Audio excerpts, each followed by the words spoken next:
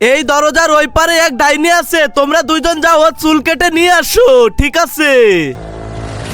আর তোমরা দুইজন এই দরজার ভিতরে যাও। আমরা কি করব, এই দরজার ভিতরে এক জাদুকর আছে, তোমাদেরকে ওই কোট নিয়ে আসতে হবে। তো কোট দিয়ে কি করবি তুই? আরে সেটা আমার ইচ্ছা, যা।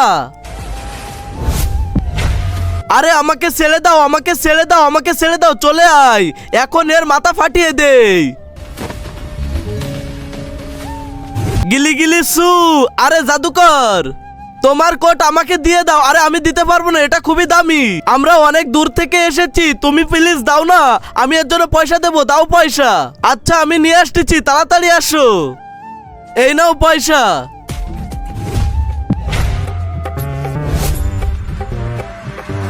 এই নাও ডাইনির চুল আর জাদুকরের কোট, খুবই সুন্দর, কিন্তু তুমি কোট দিয়ে কি করবে? আমি এই কোট আমার ভাইয়ের বিয়েতে পরে যাব।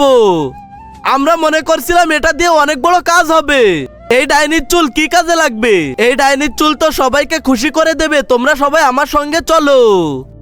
সম্পাপড়ি নিয়ে নাও, সম্পাপড়ি। আরে সম্পাপড়ি ভাইয়া দাঁড়াও, সম্পাপড়ি নিয়ে নাও। আরে দাঁড়াও দাঁড়াও, ওকে ঠিক আছে। এই নাও চুল আর আমাকে সম্পাপড়ি দিয়ে দাও। কিন্তু তার আগে তুমি যদি ইন্ডিয়া থেকে দেখে থাকো তাহলে একটা লাইক করে দাও, আর বাংলাদেশ থেকে যদি তুমি দেখে থাকো তাহলে লাইক সাবস্ক্রাইব দুটোই করে দাও। আরে শালা, তুই সম্পাপড়ির জন্য এটা করেছিস আর আমরা তো অনেক বড় ভাবছিলাম। সবাই লাইক সাবস্ক্রাইব করে দাও।